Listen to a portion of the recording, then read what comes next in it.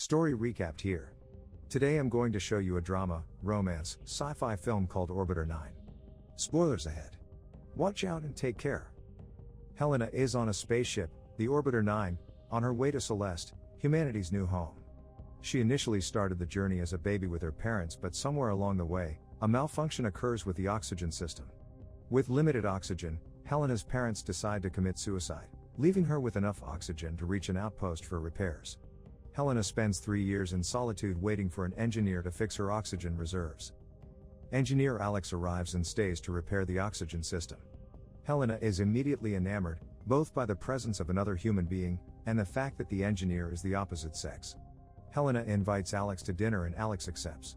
Helena is starved of human interaction, having only her parents to interact with her whole life and being alone for the past 3 years. The following day, Álex finishes repairing the ship's oxygen system and prepares to return to his outpost. That night, Helena sneaks into his quarters and lays on top of him.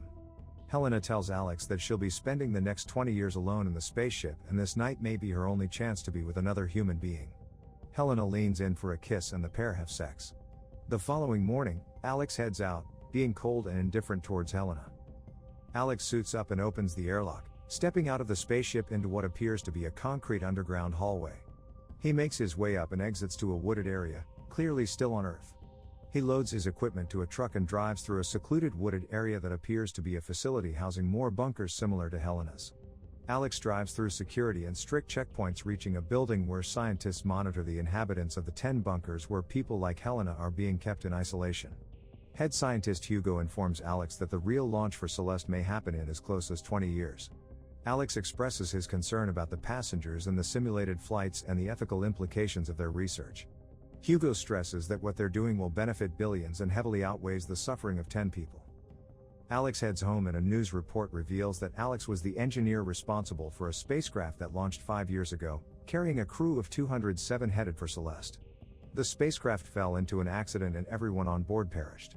This event set back humanity's advancements to leave for Celeste, and Álex is clearly distressed by this fact. The following day, Álex heads to his therapist Sylvia.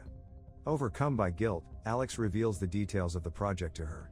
At home, Álex stares at pictures and a recording of Helena and seems he can't get her out of his thoughts. He monitors Helena live via the camera feed in her spaceship and finally decides to get her out. The next morning, Álex heads to Helena's bunker. Inside Orbiter 9, Helena panics when a warning blares informing her that a spacecraft has docked with her. The airlock opens and she sees it's Álex in regular clothes. Helena is in disbelief as Álex tells her the truth. He asks her to go with him and leave, but she refuses until he shows her a camera monitoring her, as well as a microchip implanted in her that monitors her vital signs and bodily functions. Álex hacks into the ship and routes a video recording of Helena so nobody would notice her gone. The pair then head out. Helena steps out of the dark bunker for the first time and is completely dazed by the sunlight. She has trouble seeing and even walking, being new to the air and the environment. Álex tells Helena all about the experiment and stresses that nobody should know about her existence. Helena says she wants to see her parents, but Álex stresses that must never know she's made it out. The pair eventually reach Alex's apartment and Helena explores the apartment, discovering whatever knickknacks and gadgets and even experiences reign for the first time. The next day, Álex heads to Sylvia and informs her of what he's done. Concerned for his safety, Sylvia promises to help him out in case things get worse. That night, Helena and Álex head out to the city and Álex shows Helena his favorite spots. The couple shares a meal and Álex shows her new food and experiences she never got to have.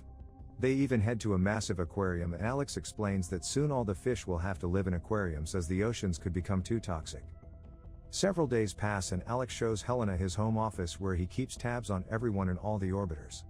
Helena questions how he could bring himself to be involved in a cruel experiment and Álex answers that they are doing this for the right reasons, saying the insight they gain in the experiment would be invaluable when the real Earth to Celeste flights take place. Álex and Helena spend more time outside, even meeting Alex's friends at a club. They discuss the implications of Celeste and what it would mean for the future of humanity. Alex's friend, Dr. Xiao, expresses his concern that humanity is so quick to give up on Earth and yet is willing to send civilians on a decades-long journey to an unknown planet. The following day, Helena notices bruises forming on her back. He takes her to Xiao and he tells him that her skin is too delicate and sensitive, as if she hasn't been exposed to sunlight in such a long time. Xiao suspects that Helena must have something to do with Alex's secretive job. Helena rummages through Alex's office and discovers her file. She sees that she's not an offspring but is actually a clone. She finds her surrogate parents' address and goes to find them. Meanwhile, Álex heads back to their headquarters and attends a meeting where Hugo meets with their top investors and head scientists, and he stresses the importance of their project. He goes on to say they're the only city with a heavy focus of consideration for the future and how they're paving the way for mankind's survival. This project is humanity's chance for a new start. Álex arrives home to an empty apartment and sees Helena has discovered the truth about her genetics. Meanwhile, Helena finds her parents and confronts them. Her mother tells her that she is indeed a clone, but she's a clone of people from several generations back, making her genes extremely healthy. Her father comes and handcuffs her to the railing and decides they should contact the authorities and Hugo. Her mother comes to her rescue, knocking the father unconscious and setting her free. She escapes narrowly and meets up with Álex at his apartment. Helena cries, angry at Álex for keeping the secret from her. Álex gives a heartfelt apology and Helena forgives him. The two now have to go on the run, knowing that the authorities and Hugo are now probably after them. Hugo receives word of Helena's escape and meets with their benefactor, Catherine. Catherine is less than pleased to learn that one of the 10 valuable subjects must now be considered a failure and advises him to eliminate the escaped subject. The following day, Álex and Helena meet with Sylvia and they explain the situation to her. She's more than willing to help, but before they could talk further, Sylvia hears a noise coming from outside her office. She goes to check and is surprised to see Hugo along with armed men checking each room of the building. Sylvia denies knowledge of Álex, saying she's never seen him. Hugo is suspicious and they take her to one of the therapy booths, not knowing Álex and Helena are just on the other side of the glass panel. Hugo and one of his men maltreat Sylvia and they notice movement from behind the glass panel. One of the men shoots Sylvia and Álex starts cursing and shouting at them. The men then give chase and Álex and Helena make their way through the building, zigzagging through rooftops, avoiding gunfire. The pair eventually get cornered on a rooftop and have to jump across to the adjacent building. Álex jumps first, but Helena gets left behind and Hugo catches up to her. They bring her back to the facility and keep her under guard. Now in hiding, Álex sneaks his way to meeting back with Xiao. Xiao is immediately concerned about Alex's safety and informs him that he too has been harassed by Hugo's goons. He also tells Álex that the biopsy of Helena's skin has found that she's too sensitive to live on the planet in its current state and she has to go back into the orbiter to ensure her survival. Back at the facility, Helena begs to be placed back into the Orbiter 9 so long as they leave Álex alone. Hugo denies her and meets with Catherine, who tells Hugo to kill Helena as it's costing them too much to run the orbiters. Personnel prepares to kill off Helena, but Álex arrives, forcing his way in through security and offering Hugo a deal. He's willing to enter back into Orbiter 9 and continue the study with Helena. Their leverage, he reveals, is the fact that Helena is pregnant with their child. He says this is what Hugo wanted all along, so they can study the long-term effects of natural birth and actually raising a child inside Orbiter. Hugo agrees and the couple head back into Orbiter. Several years pass and an aged Hugo waits outside Orbiter 9.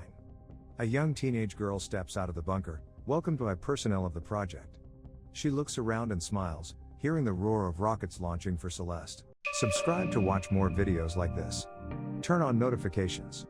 And leave a like, it really helps the channel out. Thank you for watching.